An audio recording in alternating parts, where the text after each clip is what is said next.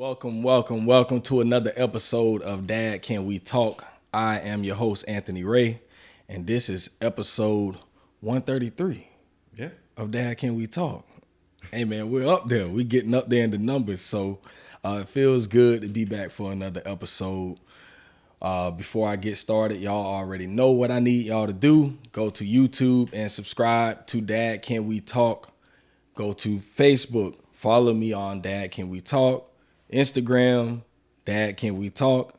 Or you can easily go to dadcanwetalk.com and find everything there. But all I need y'all to do is just subscribe to the channel. That's the easiest way to help me out and support the podcast. So I'm trying to reach this milestone. I'm trying to at least get to 300. I'm at like 291. A couple of y'all hit the button. I'm there. Easy. Simple as that. So let's hit that next milestone. That's where we're trying to get. Another thing, my sponsors. Shout out to my man Mike P. the Barber at Winner's Circle Cuts in Gainesville, Florida.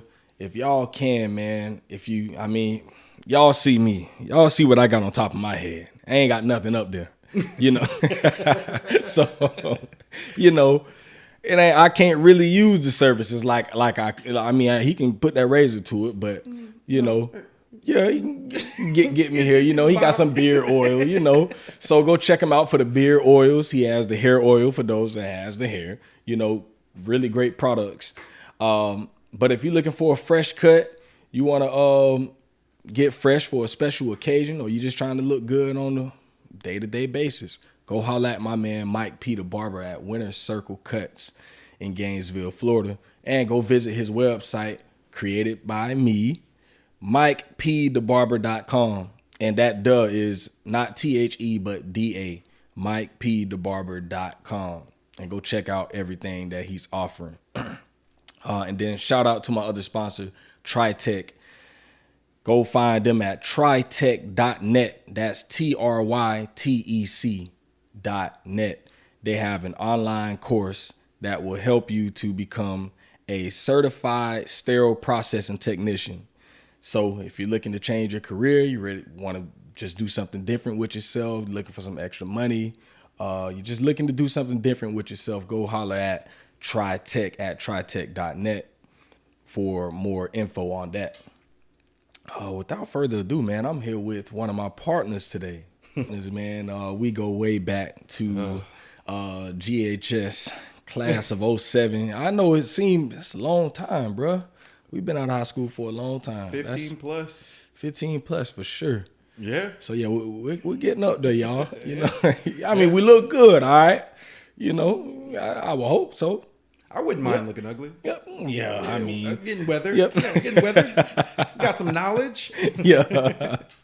Yeah, man. So we go way back to GHS. One of my fellow Hurricanes here in the building with me, man. And I'm ready to get to this, man, because I've been wanting to sit with my brother for a minute. And I saw him a few weeks ago, and man, we just had a blast just talking about everything from the past. And he wrote me, text me, and was like, man, hey, listen, I'm ready for it. I want to come on the podcast. So I'm like, let's do it. Let's get it, man. Let's get it. So without further ado, y'all, welcome to the Dad Can We Talk community. My man, Mark Richardson. Hey, what's up, guys? How you feeling? I'm good. Yes, sir. I'm good, man. Every day. Yeah. That's really all I got to say. Every day. Yeah. Every day. Straight up. Yeah. Hey, man, listen, we going to go right into this first question. Y'all know The first question is always the same for me on the podcast. So my first question to you is, what was your relationship like with your dad? Oh, man. Distant to non-existent. Phone calls. And then every once in a while it'd be a trip over to where he was. My dad was in the Air Force. I couldn't tell you his decoration, but it was very high. It was high up there. I know this is a side tangent, but I remember in high school one time he gave me a call and he said, "Turn on the news." And I turned on CNN and he's like, "You see that?" and it was like,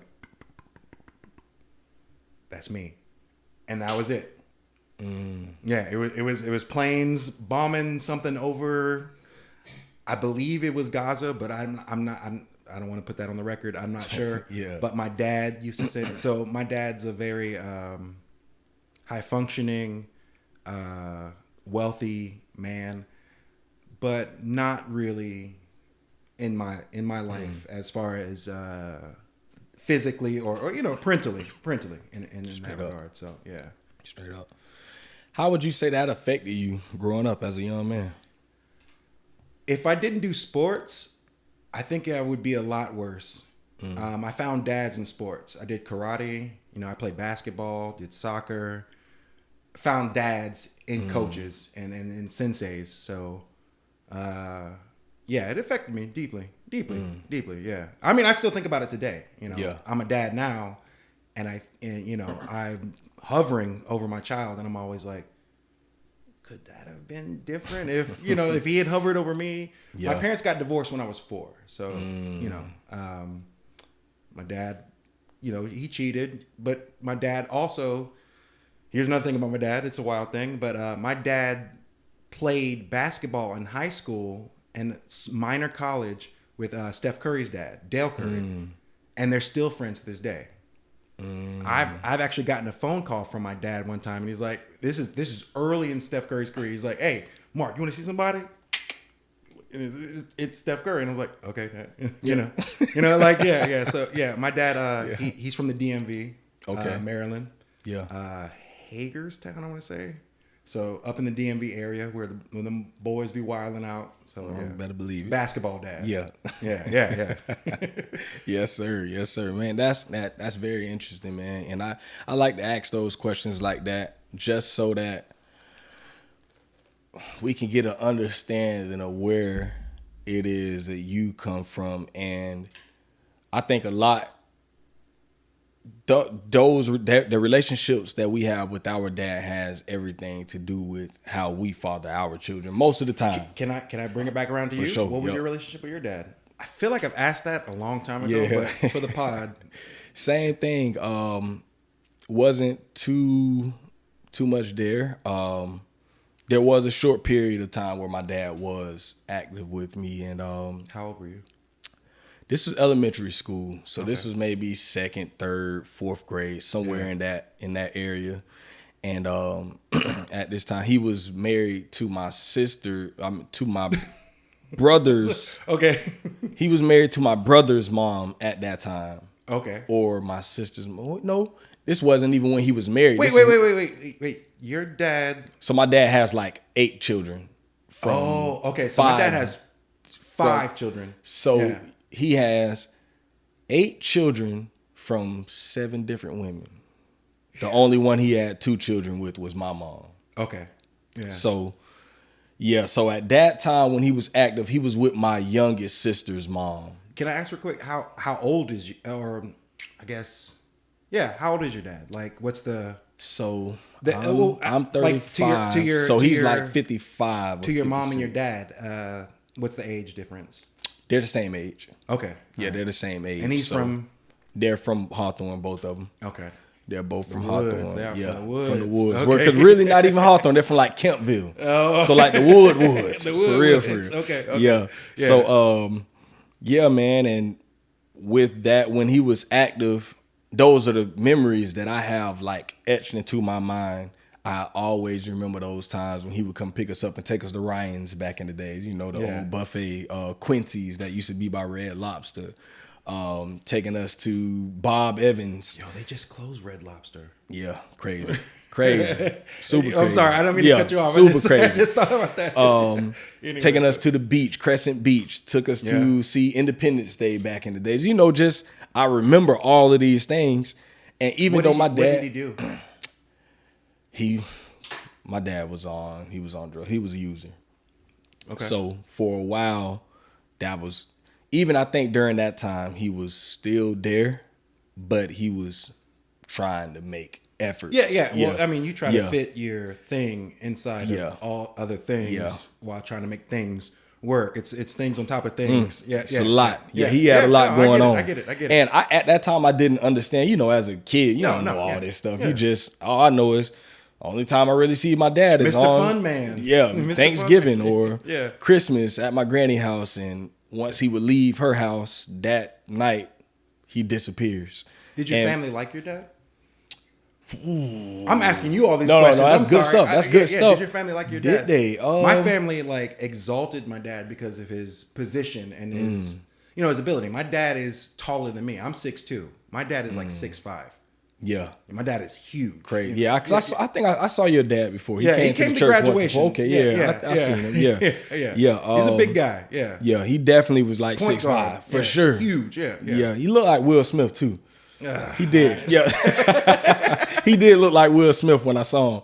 I was like, dang. Okay. Big man. So but just to give you some background, my family held him up there. Even this is me trying to put the pieces together. I really hadn't asked the questions with my mother, but I feel like even after the divorce, it was kind of the old school make it work or figure it out or okay, this is your situation, but he's still the man, kind of that type of patriarchal type of thing, even though situations were the way they were.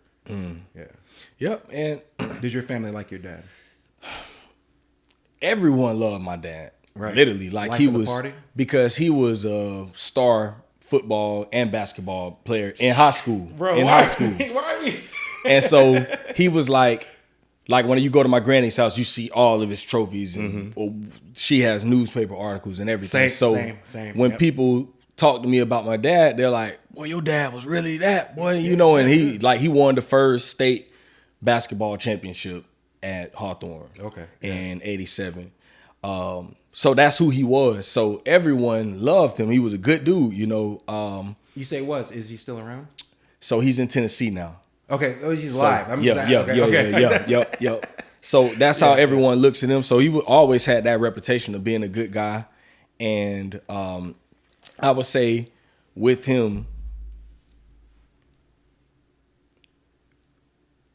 the drugs, man, it tore his life. What was it? Crack. Oh man. Yeah, and he grew up in that era. Yeah, in in that '80s, man. It was. I mean, I don't bad. think a lot of people realize how big crack was in Gainesville. Ridiculous. It was. Yeah. I mean, ridiculous. even when I was coming up, man, it was crazy. It was crazy. I still know the smell. Yeah, so a lot of our parents dealt with that, and that's what's always interesting to me. In our age range, a lot of our parents grew up 70s, 80s, so they grew up in the midst of that era. Yeah. So a lot of us grew up without our dads because of that reason.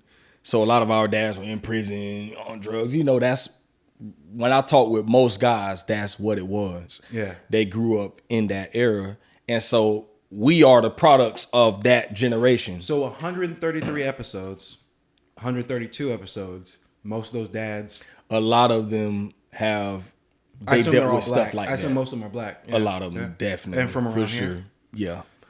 And so it's a lot of us. Yeah. We are the products of those parents at that time. Yeah. Good music. Definitely. For sure. One of the best. Gotta find a side. 80s. I always say, man, the 80s is the greatest time to me. The 80s had the rap music, it was nice. The R&B, the disco music, the go-go music, even the pop, all that, everything in the 80s was it always reminds me of Vice City, Grand Theft Auto Vice City. Yeah. The soundtrack for that game was untouchable. Yeah. So yeah, that's another conversation for another time. We got to do one on gaming. Bro, I just left gaming. I don't even want to go. Yeah. I'm bro. You talking to the yeah. We can go into it. But man. So I don't want to distract you from your format. If I am, but no, that's good, man. That's good stuff because I always like to understand where our parents were. I think the way that if you look at our generation of parents, most guys our age, a lot of us grew up with absentee parents. Yeah. And so now we want to be the best parents that we could possibly be because of what we didn't have. Yeah. So I look at most of my friends, my brothers, a lot of my cousins. We want to be different than what we saw growing up. Yeah. So I love asking that question so that I can just kind of get an understanding where a person has come from. So like everything that you've been through, everything that you saw with your dad, now you're like, there's no way. You know, looking into the eyes of your. I don't even think I'm on this like the same. I know my mom tells me, or she's told me a lot that like I'm like my dad. You know, like I'm just like, okay. Yeah. Like, and you know, I've had interactions with my dad as an adult, and we are pretty much the same person. But even still, there's just, you know, those subtle things where I'm just like, oh, I guess this is my dad coming out. I don't know. Like, I think it is. Like, you know, without him actually having to be there and, you know, guide me through that, I'm still just like, oh, I guess this is how my dad would do it, or you know, moving like my dad. How would you say not having a dad affected you even into adulthood?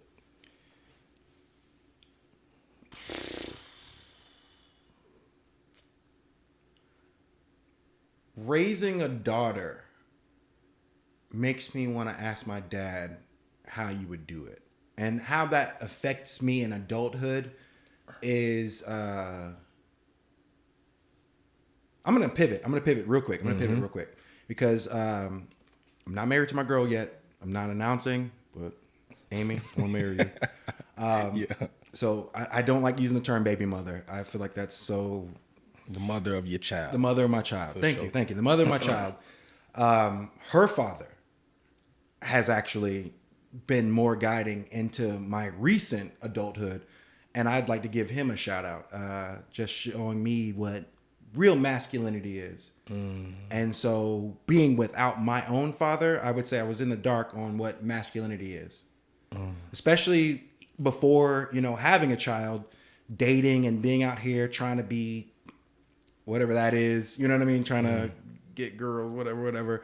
And you're moving, I'm trying not to be controversial, but I'm moving like a female. Yeah. Peacocking like a man. You know what I mean? Like, oh, I got this. But now with my child and with my, the mother of my child's father, so I'll just say my father-in-law, with him, he shows me a lot.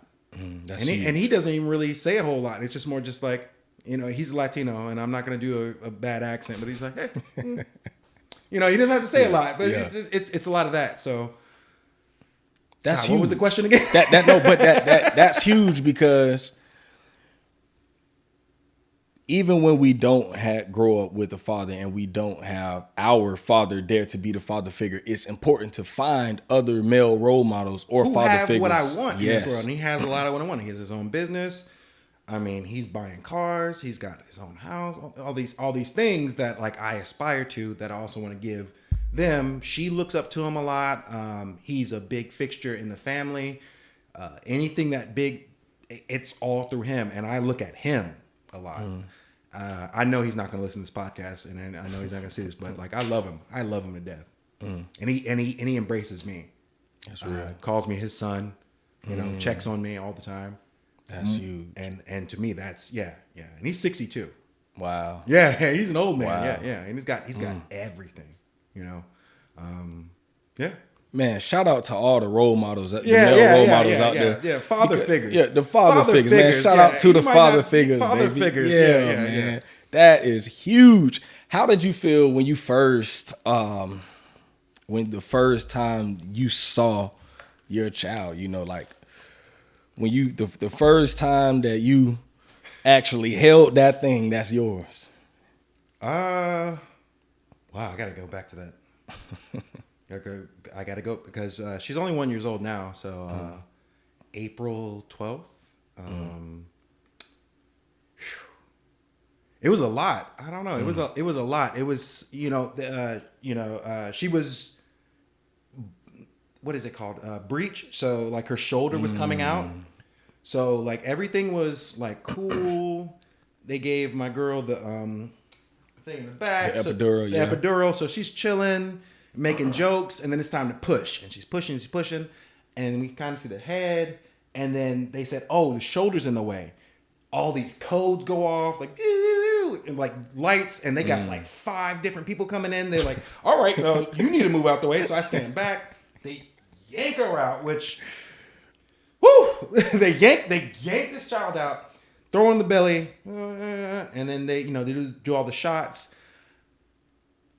I was overwhelmed. I was overwhelmed. I don't want to put like some kind of crazy sunshine, like, oh, it was this happy, crazy moment. No, it was more just like, all right, you know what I mean? Like, yeah, let's engage, let's do it. Like, and it's been like that since. It's just been engagement. How would you say that has changed your life? Like becoming a dad now, like after experiencing before that. I was a dad, I was. Yeah, I was out here. I know. I was out here. It was I would say being a degenerate, and being a dad has shown me how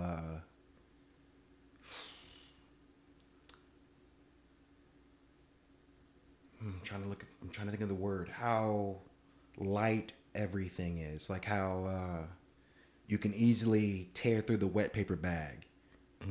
And so I have to kind of tread a little softer. It's changed my whole view of America. I mean, like everything. Like I would say that I've become more Christian because I'm a dad. Because I feel as though I have more of a purpose into the whole of the world. You know what I'm saying? Yeah. Like it's not just about me. And since high school, rapping, DJing, nobody knows who I am, so don't worry about it. Pyramid Society, Anubis. Anyway, but doing all that, traveling, going here and there, and just like sleeping in cars, doing shows. I've done shows with so many artists, rap artists that you know of. I've met T.I., Ludacris, Juice J, so on and so forth. All that stuff, none of it matters. I don't care about any of it. Straight up. I don't care about any of it. Yeah. And that's what they do, man. Children change. It changes everything. I had no it changes choice. your whole worldview. I literally had no choice. I had no choice but to change. Just no choice but to change. What's been the toughest part of that transition so far?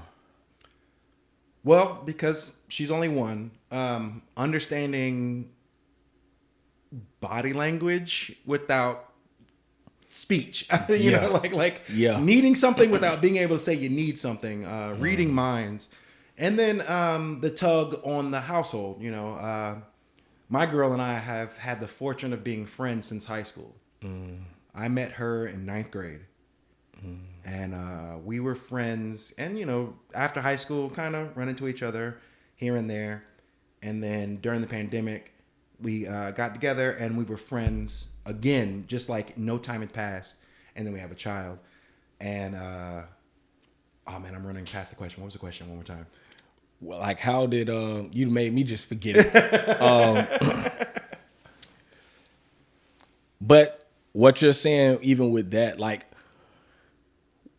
how did you, when it comes to this child now, your whole life has changed. Everything that you've done. Yeah. Everything that you've done now no longer matters when it comes before all of the baby. And now that you have this child, like your life changes. And at times that transition can be tough, like everything. I'm going to go ahead and cut you off because I hear that, but I feel like that comes from a lot of younger parents. Yeah, I'm older. Yeah. I've done a lot. I always lie and age up. So I always forget. Yeah, I always age up. I lie and age up, bro. So I'm 47. But no, I did everything I wanted to do. So there's no FOMO. There's no missing out on anything. Still with the time though, sometimes I like, with some of the boys, I'm like, you should just. Hey, what you doing? What you doing? And we just, but now it's like, what you doing 2 weeks from now, for sure, at this time and this Yes. location, which, that's fine. So But, yeah, it's funny that you say that because I've done some research on parenting and all type of stuff, but numbers show that older parents, children when parents have children, I think it's like age 30, maybe 32 and up. which is the average of the Which is country that, right now. like that, the children grow up more happy, and most of the time the parents are more happy most of the time. Yeah. Like I said, I didn't do everything that I wanted to do, but I am at peace with the fact that I had a chance to do all the dumb BS that I wanted to do. You know what I mean? Like I said, I did all the silly things, got it all out, and so now I'm more focused on my daughter. I'm just laser focused on that. Oh, yeah, and the good point that you made, because so I became a parent at 23, yeah. Somewhere 20. I got married. I'm doing the timeline. I think I got married like yeah. 22. Yeah. 23, and then we had a child right after that. So I was a young parent, and I felt like I had done a lot of stuff before then because I was out there, but coming into my 30s, and I think for me and for my wife, know yourself a little bit better. We know, but with you being married so young and having children young, once you get into those 30s, that's where we started having some issues, because we both kind of started feeling like, dang, I'm not the same 22, 23. Second childhood type of thing, right? Is it something like that? It was different, man. So that's interesting that I always forget that you've just had a child. Now you've been an adult for 10 years. Yeah. So now, now I got some other... Yeah, no, and that's the thing with just being with somebody who is on the same wave. Like we're on the same wavelength on everything, and just because we're old, just because we're old, we're on the same wavelength with everything. So it's not really any of that. She's just the adjustment, and we adjust to her, and then we got a good family structure, and then we got upper parental family structure. So it kind of works. What's it like being a stay-at-home dad? Being a stay-at-home dad is exactly what the acronym sounds like. Sad. No, it's got its bumps. Now going into parenthood, let me start. I gotta start from the beginning with it. I was a chef, working in a restaurant. I would get up at 7 a.m. go in the restaurant by 7:30, and I wouldn't leave till about 11:30 at night every day for about 12 years. Sheesh. And then I would DJ after that. Transitioning into a non-verbal. When I say non-verbal, I mean they can't talk, and you got to figure out the football's language. When they're a baby, they're football. You got to figure out the language. It's a lot. You really have to be less about yourself and more about the child. These are things that are easier said than done, because if I were to talk to a young parent, good luck. Good luck getting your ego out the way. A young dad. Sure. Good luck getting your ego out the way. It's easier that I'm an older dad. If I was younger, I don't know if I could do it. I don't know if I was built for it. I'm trying to think of the timeline. So she was born. Mom stayed home. We were lucky enough to get 3 months. And then after those 3 months, then it was like and before this, she said, "Hey, why don't you, leave the restaurant, figure out what you want to do with your life, because it's killing you." And it was killing me. It was killing me. I was drinking a lot heavier. That's part of the restaurant culture is drinking. You drink after every shift. Sometimes you drink during the shift. And that type of thing. So leaving all that, I'm trying not to like ping pong too much, but no, that's good. That's some good stuff. But then adjusting to like just being at home Thank God my mom raised me to clean. I know how to cook. Yes, sir. And so just learning baby. I wouldn't recommend it though. I would not recommend it. I would not recommend it unless your circumstances can handle it. I'm not giving out the finances, but my girl makes great money. She works at the hospital here, makes great money. We could be better if I were to go to work, but we're figuring that out. And it's a lot of communication. Every single day. Every single day. She gets home from work. We got to talk. Yeah. You know? And I've heard that one time my wife, around the time when my son was Did you born, ever do the stay-at-home dad thing? Nope. No? I never had the opportunity. And you got 4, right? 3. 3. Yep. Jazz has 4. Yep. For sure. I thought y'all was going to keep up with each other. No, sir. I dropped out the race. But, man, you know, one time my wife told me that she was like, she explained it like that. She was like, you get to go to work every day and talk with people. With adults. Yeah. Adults. Yeah. Oh, well, that's, yeah. And I'm home with babies. Listening to baby stuff.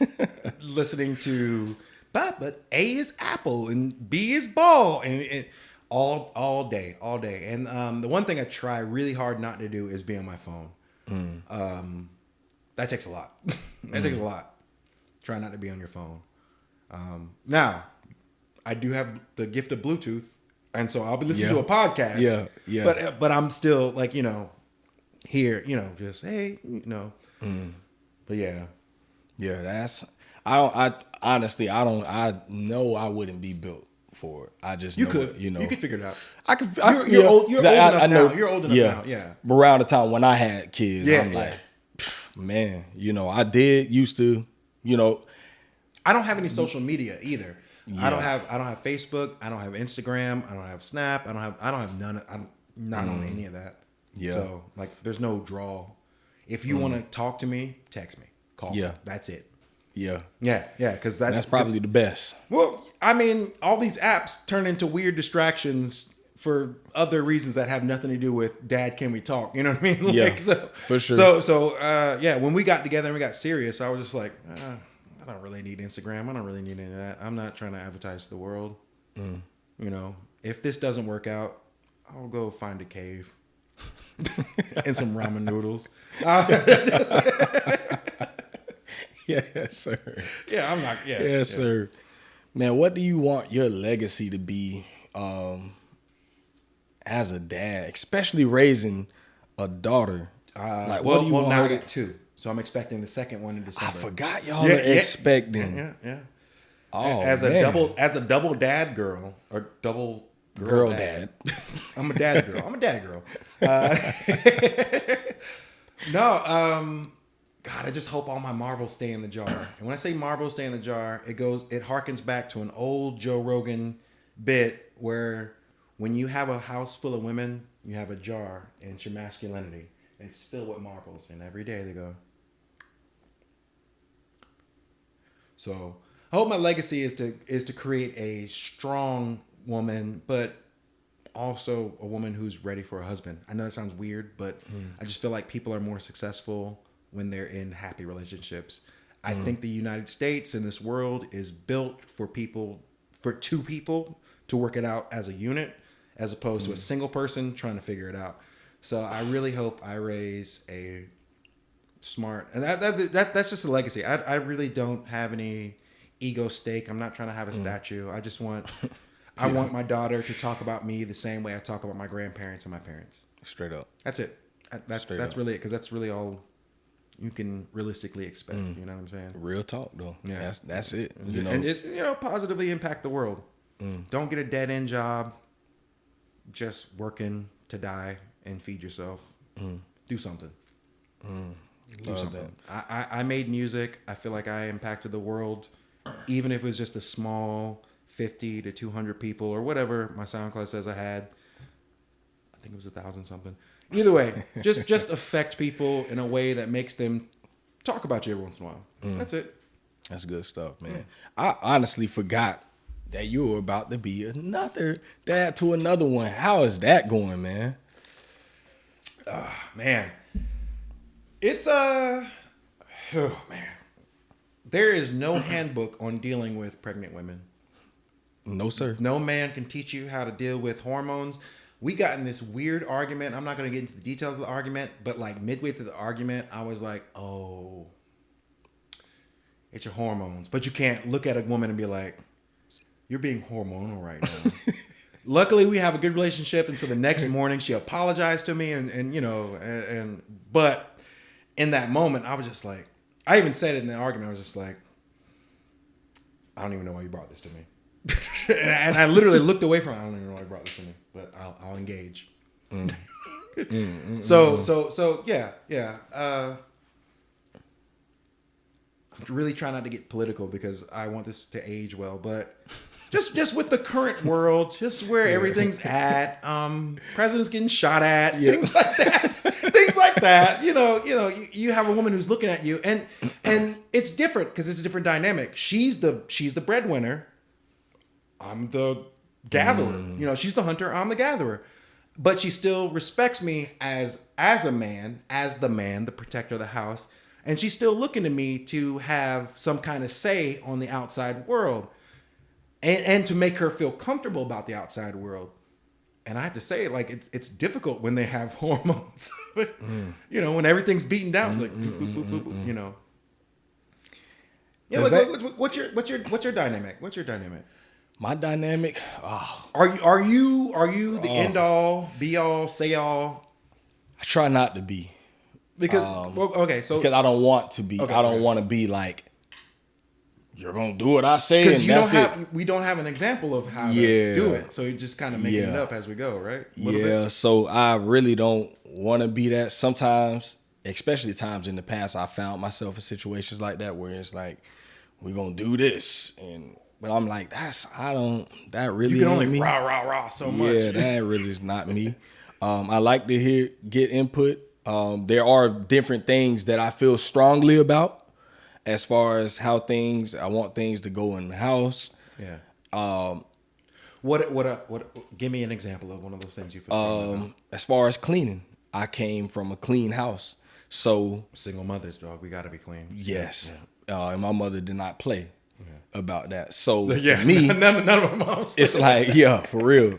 And we might have lived where we live, but the house gonna be clean, boy. It's you better believe it. You walk in there, you ain't gonna know that we in the hood. Yeah, I knew you grew up. So. You would not know that we are in the hood if you walked in our house. It did not look like the hood. Did you have plastic on your furniture? We didn't. Oh, okay, good. Yeah, that was my grandparents. Yeah. Okay, that was my grandparents. Wait. Did you ever have at any point like a panther or a cheetah type statue in the house? I think we had any one type long of Egyptian time ago. Egyptian type of long time ago. We even had one of those chairs, the Huey P. Newton. Yeah, we had one of those. Yeah. We had one of those. Yeah, long time ago. Bro, how is every hood person the same? Bro, we had. My mom went through a bamboo phase where like we had like bamboo around the man. Yeah. Oh man. Yeah. Yeah. So we. I'm sorry. Your tenants. No. Clean house. Yeah, clean house, man. So when it comes. Do you cook? Yes. So I would do everything. Cook, clean, do laundry, fold clothes. How do you split that? That's always our problems. That's a huge problem that we're dealing with. Bro, same. Huge. Same. I think it's my girl's a great woman, but she works. Mm-hmm. And it's so hard to like be like clean or cook or things like that. But then also I'm very domineering. Like one of my issues is if you don't bring it up or if you don't jump in and do it, I do it. Me too. You know what I'm saying? Like, oh, ain't nobody cooking? Okay, I'm cooking. And I think I get a lot of, you know what I'm saying? My problem is I do that, but then I almost start becoming bitter about it. Yep. But that's my problem. But it's my value set. And I know I'm wrong for it. I know I'm wrong for my own value set. Yep. And then I also don't give her an opportunity to jump in there and do it. And sometimes I think she's waiting for me to hand it to her, and I'm just like, nah, I got it. I got it. Don't worry about it. Just baby, watch kids. I got it.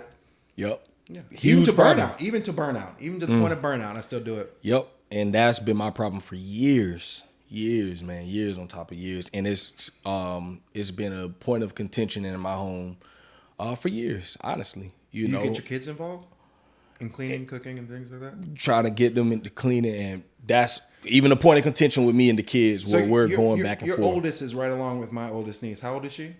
11. Have you started showing her how to cook and things like that? Yeah, so I try to just little small different things, and so earlier I'm jumping around. I'm sorry, I'm jumping around. Earlier this year, she asked me. She was like, I was fussing at them about the laundry, putting things. Laundry now? No. Oh, okay. I was saying, you know, telling them you need to put stuff here. You need to do this. You need to do that.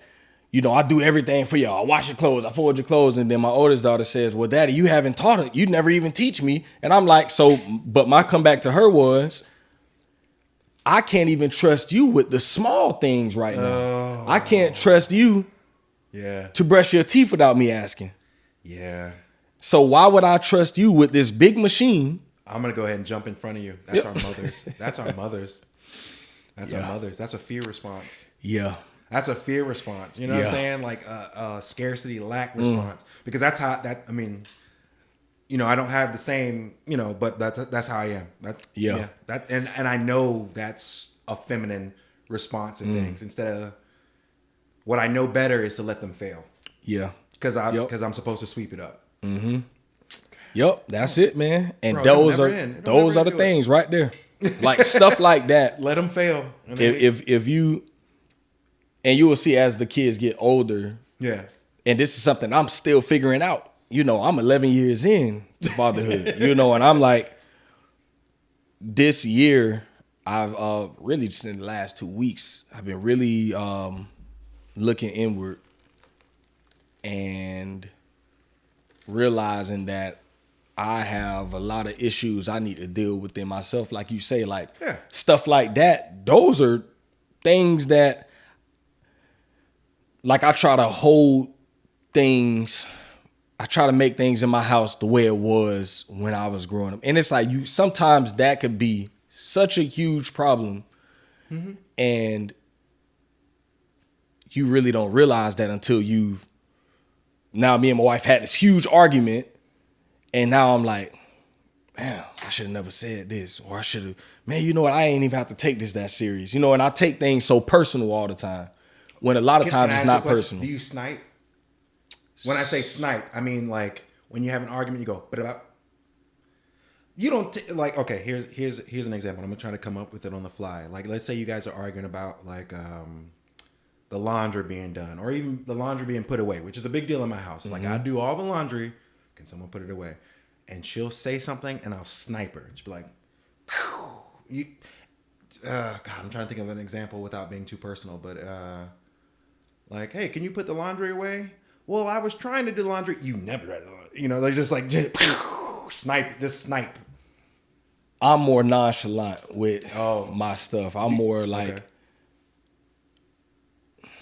only time I'll come right out with it is if I'm already upset. Yeah. But most of the time I'm super nonchalant, like, oh, nothing don't bother me. But I'm like furious inside. Everything bothers me. Oh my God. I'm nitpicky. That's my problem. I nitpick. I'm like, my mother was also in the military. So it's just that kind of filtered in through growing up in my childhood. It's just like, and you know, just like, once again, I really think it's a single mother thing. Where it's just like, you know, so I nitpick the whole way, and I'm really trying to get rid of that. Man, my kids tell me that though all the time, and they're like, "Daddy, you're you just keep going on and on and on and on and on. You know, you already said it, Daddy, and we heard you." And I'm like, "Yeah, and I'm gonna say it again." Yeah, But that's the bad thing. You know, I gotta get out of that because I'm like, I'm gonna make you hear it. How do we get out of that? We gotta humble ourselves, man. Honestly, I just think, you know, the way I think is I gotta humble myself before God and realize that as many mistakes as I make daily, I can't expect the perfection from my children or even my wife. Right. You know, like I'm always expecting, almost like I'm expecting perfection, and gotta show grace. Like, oh, okay, yeah, you know, it's not taking things so personal, because I feel like when you're not cleaning up, it's a shot toward me. Like, you're doing that because you want. Yeah. So that's what it is.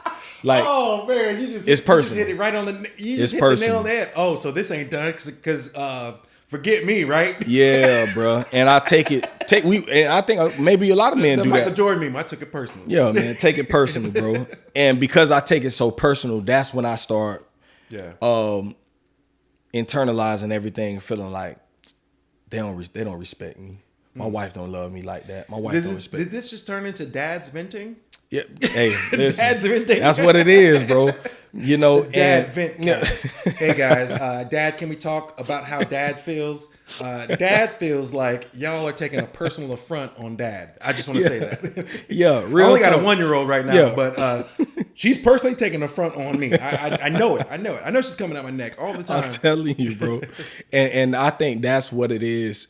And it's like I say, I think we just got to really humble ourselves and realize, not take everything so personal. And that's something that my wife tells me. She's told me that on multiple occasions. I'm going to pivot again because this is your podcast. And I'm so sorry. But I love it. But I'm asking you questions because you're 11 years dad, married. What do you do with the anger? Bro, that's my number one problem. And I'm like, in the process, in the last couple of weeks, I've realized that I have a real problem. Yeah. I was thinking about getting back into martial arts just because, like, I found where it stems from. It stems, me personally, I think mine stems from 4 years ago when I had to split with my pastor. Ever since then, I've held an anger and a bitterness from that, and it's poured into everything else in my life. That was your father figure. My father figure. Yeah, and he kind of... Yes. Yeah. So that right there has affected everything in my life. How do you stay aligned with God on that? So now that's where I'm at currently. Yeah. Like I've been really seeking out fellowship with my brothers, because what I've realized is also I haven't fellowshipped as much with the brothers. Yeah, and so I've been calling some of my guys, just like, two of them called me the other day and was like, bro, you're in my spirit for some reason, bro. Yeah. And they had no idea what I've been going through. And I just was like, poured everything out. Like, man, this is what I've been dealing with. And they like, why you ain't call me? And I'm like, I don't know. I've been trying to deal with it, man. I've had you. I got the same friend squad since middle high school. You know what I mean? It was the pandemic. I think the pandemic messed us all up. I think it really messed us all up. Ooh, yeah, and it did all happen in that moment. Yeah. You said 4 years ago. That was right. Yeah, that was 2020. Yep. Well, no, it messed us all up. And I think we'll get to a place where we can actually talk about it eventually, because we need to talk about it. Because that was a weird time. It was a weird time. It was 2 years of not this, whatever we're doing right now. But with that said, so your faith is how you dial your anger, or like, talking about it. Okay. Just really getting things off about the anger, things that's bothering me, just getting it off my chest, because my problem is I internalize. I have. And sometimes, do you feel free, safe to do so? Sometimes I feel like she doesn't hear me.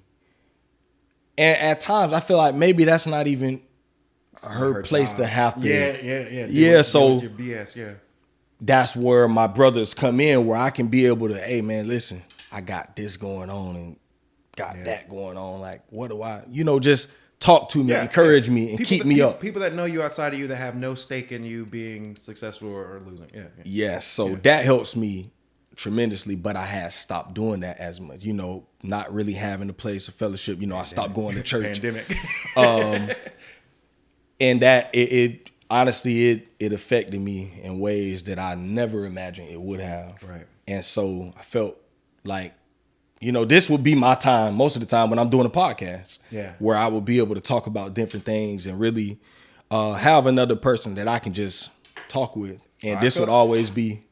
It's odd to have these microphones in front of us, because I feel like we would have this conversation anyway with up, maybe a few beers involved, but we straight up have the same straight up. Like man. when we met up the other day, I was like, damn, no time had really passed. Like you the same, crazy. But crazy, man. But yeah, dealing with the anger. because I want to talk to more males about that outside of my immediate friend group, because it's a new thing for me. It's a new thing for me. I before I had the family, before I had the girl, before I had the daughter, I used to just deal with my anger in music. You know what I mean? Like I'd be angry about something, and then I knew 2 to 3 times in the week I was DJing somewhere, and I would just take it out on the night. And to be real honest with you, we get real messed up, and then have some bad relationship type situation, adult time, and you know, and just wake up the next day and go back to work.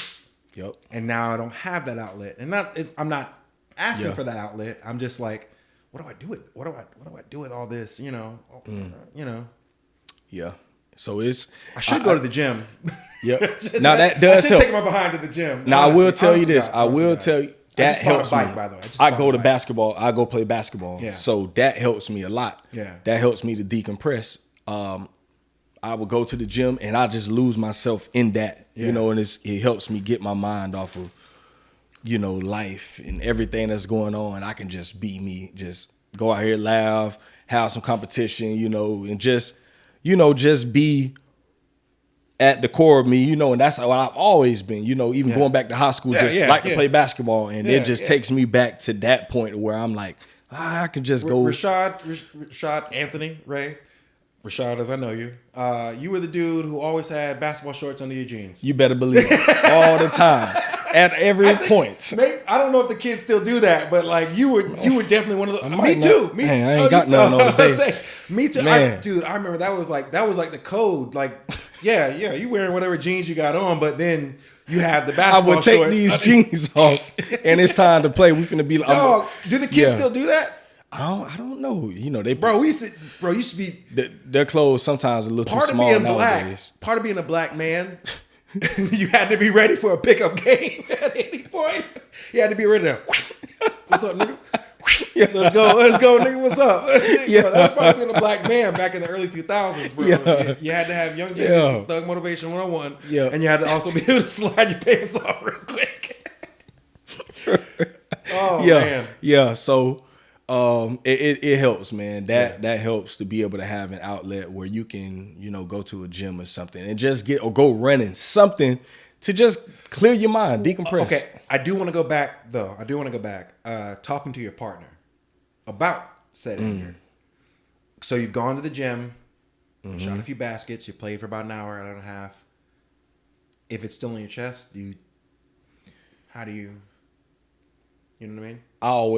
What I'm trying to learn is to not talk with her while I'm mad.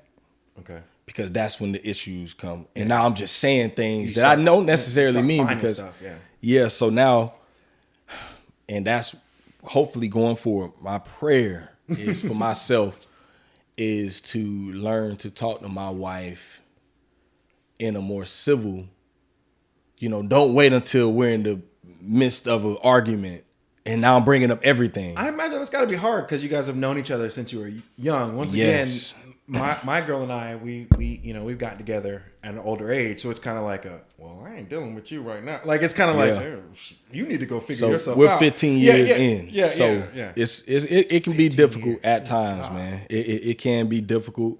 Like I say, I'm in the midst of learning right now. Just learning new ways. Part of my job. This curriculum that we use, the 24/7 Dad curriculum, helps me a lot on these different things. Maybe I can share that with you outside of this. They have a whole session where we talk about dealing and showing and handling with feelings and emotions. It's huge. Another pivot. I have a great question for you. Punishment. How do you punish for the children? Kids? Ooh. Yeah. My greatest way is taking away electronics, because that's what they love. Yeah, I realize you can beat them, and that stuff ain't gonna. All they're gonna do is be mad with you, and it hurts their feelings, honestly. And I'm not too much interested in that anymore. That I hate putting my hands on them or anything. Yeah. But if I say, give me the Xbox controller, give me the cell phone, give me the computers, I'm putting it up in my closet. You're done. Oh my God, that hurts him.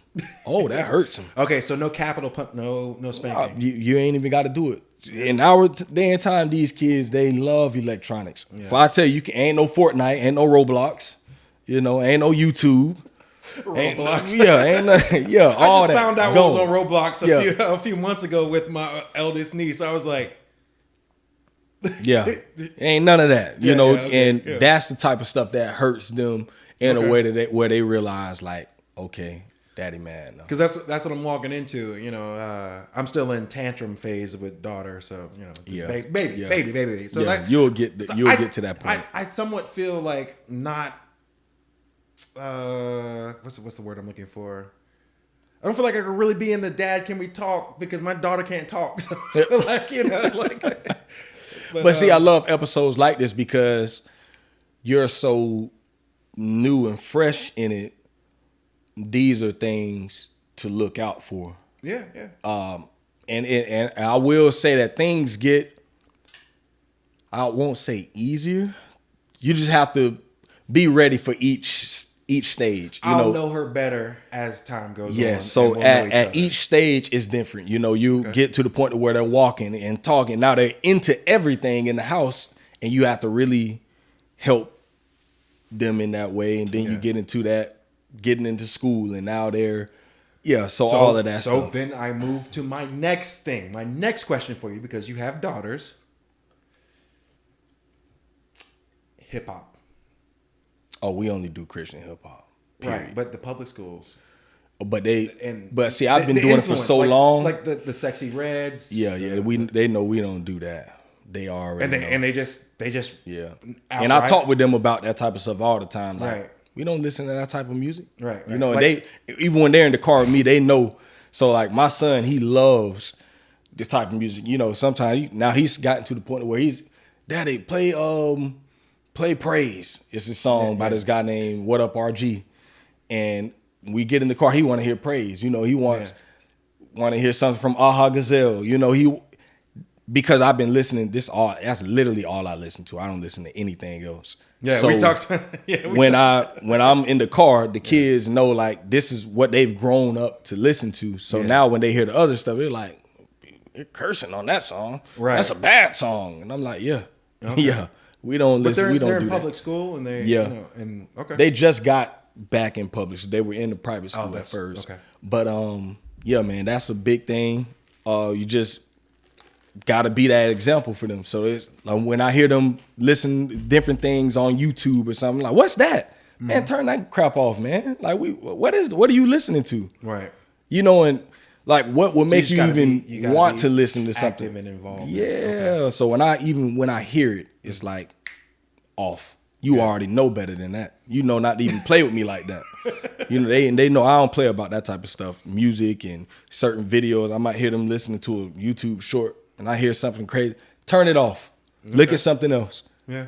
We just not. They already know where I am with that type of stuff. Yeah. I mean, that's my biggest word. Just because paying attention to news and media and things like that. I just feel like hip hop has got people that look like us in a chokehold, and it does not represent me. It never has, to be honest with you, and it doesn't represent my household. And I'm just trying to figure out like how to navigate that, especially with my daughter being interracial, Latino, Black, So it's huge. Whatever. Most of the time, what we do, we got to make it appealing. I've taken them to concerts and everything, so they see So it's a lifestyle for us. Like, okay, that actually makes a lot of sense. Yeah. So they know it's like, oh, that's Bizzle. Like, and they hear the stuff and they know what it sounds like. They know what it looks like. I show them music videos and all that type of stuff. So they know there's a difference. Like, so you fell out with your pastor. Yeah. What replaced that church? Ooh, my podcast. Yeah. And I'm looking for more. That's where I am. Also, I was talking with some of my boys this past week, man, just like, bro, I need more fellowship, bro. Yeah. Like, I honestly do. Yeah. I need it because I had a lot of fellowship there Sundays, Tuesdays, and Thursdays. And sometimes I had structure. Yeah. And now I'm getting back to that point to where I'm like, okay, I need this. Yeah. I need fellowship. I need to be around brothers who care about me and that. Okay. Like I need that. And so that's what I've been seeking in the last few weeks, just really trying to build that back up for myself, because I can be honest with myself and say it's affecting me. At first, I thought it didn't. I'm like, I'm good. I'm laughing because I feel the same way. I feel the same way. Real talk. But man, we getting close to our time. So I'm sorry about that. Hey, no, look, no, that's perfect. I got one more for you. This is my last one. Okay. If you could sit down like you and I are doing right now, and knowing everything that you know right now at this age. Okay. If you could talk to the 18-year-old version of Mark and give him one piece of advice, what would you say? Ooh. It's okay. Mm. It's okay. That's it. Mm-hmm. I'm at a place in my life where I wouldn't change anything, good or bad. So, just tell me it's okay. You're going. Important. Keep doing what you're doing. Yeah. Stay in it. Straight up. The music, doing music, DJing, clubbing, working in kitchens, women, all that shaped how I am. Walking through all that shaped who I am, and so I honestly wouldn't change any of that. Real talk. Yeah, I think that'd be silly. I wouldn't know who I am. So, yeah. Love that. I love that. Yeah. Love it, man. Well, we're going to end it there, man. This is great, man. Like when I tell you I need this type of stuff, I need it, bro. Like I could go a whole other hour. Honestly. I got another hour in me, yeah. We'll do it some other time. Yeah, man, we gotta definitely do this more, man. Continue to stay in contact with each other, because I need this type of stuff, man. All honesty, bro. Yeah, like, bro. We're family. Need it, bro. We're family. We're family. For real. So yeah. We'll do it. We'll do it. I'm getting better at it. Yes, sir. I'm getting better at it. So yeah. Yes, sir. Yes, sir. It's part of that whole coming out of that pandemic BS and still recovering from that, then family, and then realizing I need my brothers. I need the men that help me become the man that I am. You might not have been all the way there, but you were there. You were there. Yeah. I'm John in Sessions. You were there. Yeah. And I love you, bro. Yeah. I love you. I really do. It's genuine love, man. Yeah. For real. The person you've been for my sister, all that, man. Real talk. Yeah, real talk. Yeah. Yeah. You've been a bigger brother to my sister than I have in a lot of ways, and I really appreciate that. So. Oh yeah. For sure, man. For sure. Yeah. We're gonna keep at it, man. And for my Dad Can We Talk community, man, I just pray for all my dads out there, man. Let's come together more. Let's do stuff like this more. Let's not be ashamed of anything. Let's put our stuff out there to each other, and really be there for one another, because you never know what the next brother is going through. You just never know. Yeah. You have no idea. So there's a lot of guys that are suffering in silence. So if there's a brother that you just on your heart, call them today. Send them a text. Let them know that you're there. Sometimes I call guys and I ain't got nothing to say. I just say, bro, I just want to hear your voice. Because it makes me feel good, that my brother's alive. Send a meme. Well. Send him a meme. Send him a meme. Send him a photo of Michael Jordan doing something silly. Just let him know that. Send him a silly picture of Joe Biden. Just do something. Just send him Trump. I see you. I just being seen. Just being seen sometimes is way bigger than all the other heart to heart stuff. Just I see you. You're walking. You're alive. You're valid. You mean something, you impact people, and people are thinking about you. Like that. That's real, man. Well, that's it for this episode. Y'all, like I say, man, y'all go to Dad Can We Talk on YouTube, subscribe to the channel, and continue to go and search out all the episodes. And it's over 130. All great stuff. Great stuff, man. Great content.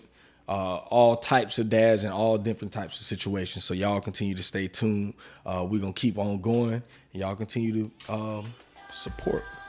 And we out of there. Bang.